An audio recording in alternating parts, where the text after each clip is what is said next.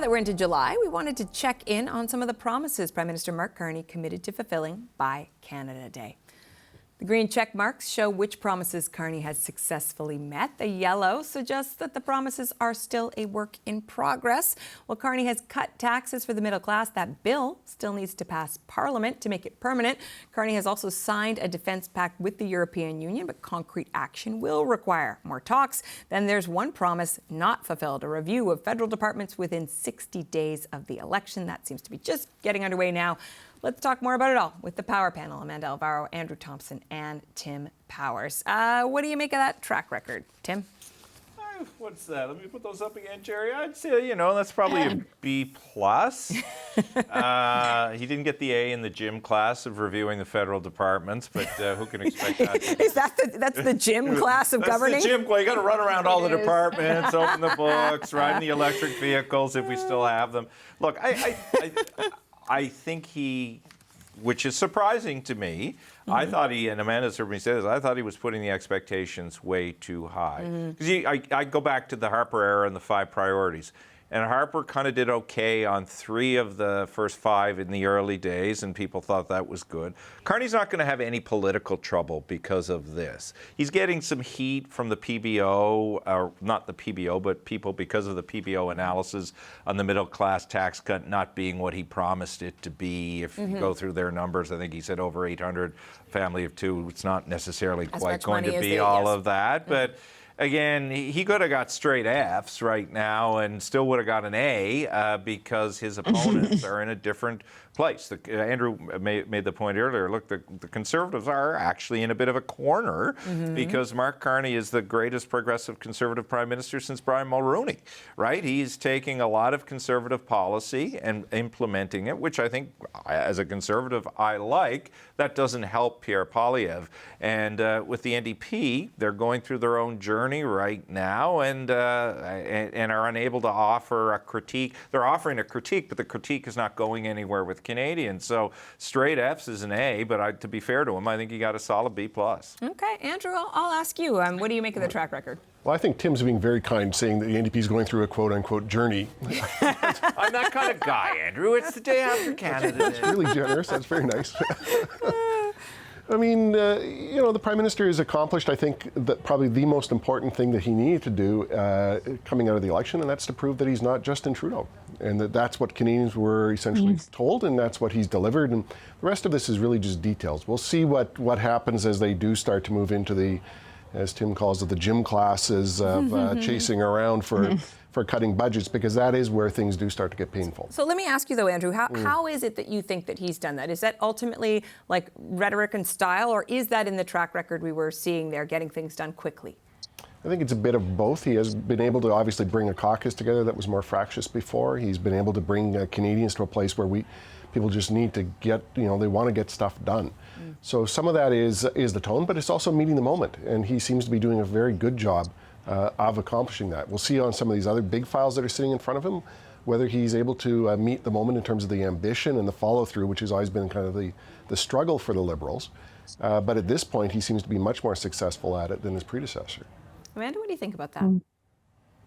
Yeah, I like the word that Andrew just used, ambition, and it's been used a lot. And I think, people have said he has an ambitious agenda. He has a lot of ambition for the country. I think Canadians are responding to that. I remember sitting in this chair, it may have been with Tim, it may have been with others, and they said, it's insane for him to make these promises. I'm not saying you said this, Tim, but somebody said it was crazy to make these promises that it could be done in 60 days, that, successive governments previously have tried to do things like remove internal trade barriers between the provinces and have been unsuccessful at getting that done. And yet here we are 60 days in. I think Canadians are responding to this speed, this efficiency, this really, it's sort of like a deliberate take on how to govern. I say I'm going to do something, I'm going to get it done. And whether or not you get everything through the finish line by July 1st, it's also optically what people take away from it. their progress is being made and people feel that speed. I think that's really important coming off of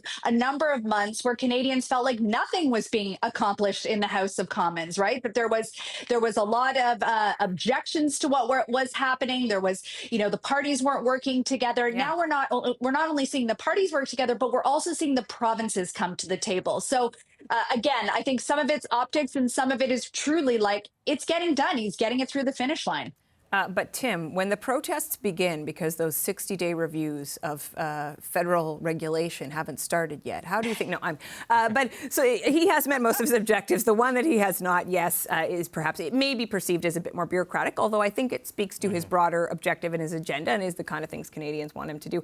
I guess as a journalist, you always look at these things and you go, okay, well, for every positive, there are negatives that can potentially come along with it. When I think of that's almost like physics. For every action, there's an equal and opposite physicist reaction. I am not, just a mere journalist. But I suppose, I guess if we ask ourselves, well, are there any challenges that can come along with speed? I look at C5 and the national building projects in the national interest, and perhaps the speed at which he moved on that. Not perhaps, it's clear that it did upset some, and I don't want to paint everyone with a broad brush, but particularly some First Nations leaders. Yep. And so I wonder if you can just reflect a little bit on what you need to try to manage if you're going to move with speed so that you don't get off on the wrong foot on some important relationships. Well, I think particularly on C5, it will be interesting to see what's the first project and how are all the stakeholders, particularly Indigenous stakeholders, in the first project dealt with. As in, are there proper consultations? Because remember, the Prime Minister did have a Friday afternoon press conference to talk about the more concerns coming. of more But I think, again, the scorekeeping on that will come when we have a project and we see, and particularly Indigenous leaders themselves and ENGO leaders reflect on how that was all managed and done. I think, building off what Amanda said, people do want speed, right? I think they're prepared to allow him to have some mistakes and hiccups because they're sick of process for process's sake. And the last government wore that proudly as their Canadian jersey. Let's have more process than we can handle. So he's got room to maneuver there. What'll be interesting, though, you talked about the gym class, the review of departments. We're already seeing battle lines be carved out there. I mean, there was a report today, was there not, talking about what PSAC attrition would look like and how it's already... The Canadian Centre for Policy Alternatives said, maybe there are big cuts coming, which is not what the government is saying. But again, I would just, and here, I think, again, where PSAC and other unions get themselves in trouble, and members will tell you this, they speak to their own audience and lose the broader national audience, which gives the Prime Minister of the day the opportunity to bring forward reform. Okay, so Andrew, we talked about the report card up to July 1. When you look ahead on biggest challenges, obviously the Trump negotiation that we just spent a lot of time talking about is one, but what else are the biggest challenges you see in Carney's front window? Yeah, I mean, certainly turning the Canadian economy to something much more 21st century focused really is going to be important, and it's not an easy task, and it's not going to be easy to rally Canadians around that because there's so many vested interests. And I'm not sure that there's a really clear kind of consensus as to how we do that. But that's going to be really, I think, ultimately how this government gets judged in years from now. One of the things that, speaking of this Bill 5 situation, that I think Mark Carney has on his side, and it's a little bit of a trait that he's almost kind of borrowed from Doug Ford. Sorry for everyone that's going to be outraged at me saying that, but it is that ability to push forward and then pull back.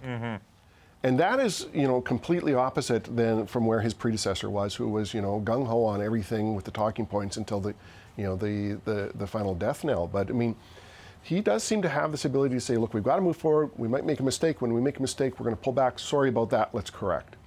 And people seem to be prepared to accept that. And on the big things, he gets it right. I paid $1.24 for gas this weekend. I was delighted at that.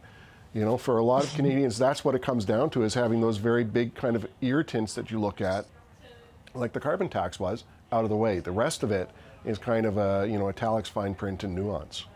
Amanda, biggest challenges going forward?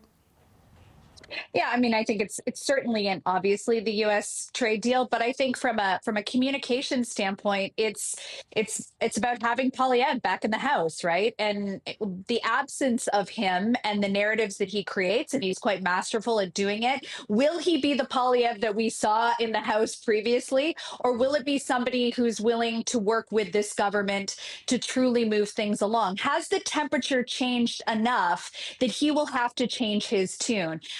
Or will he go back to his old tactics? And if he does, that'll be a big challenge for this prime minister because he was quite effective at that. And if Canadians are responsive to it again, it requires a bit of a two-track. You need to sell your policies, you need to sell your own narrative, and at the same time, you have to respond to this kind of constant criticism and toxicity that we saw last time around. Tim, we got about a minute left. Do you want to reflect on what Amanda was saying about how Pierre Poilievre shows up, or Mark Carney? Well, I keep using the word with identity, and I think that's central to how Pierre Poilievre is going to assert himself. I'm not joking when I say Mark Carney is governing as a progressive conservative. That creates challenges for Pierre Poilievre. Do you double down on some of the non-progressive conservative things, or do you try and present yourself in a serious leadership vein, which seems to be what the public is saying they want at the moment? Will they want that in a number of months? We don't know.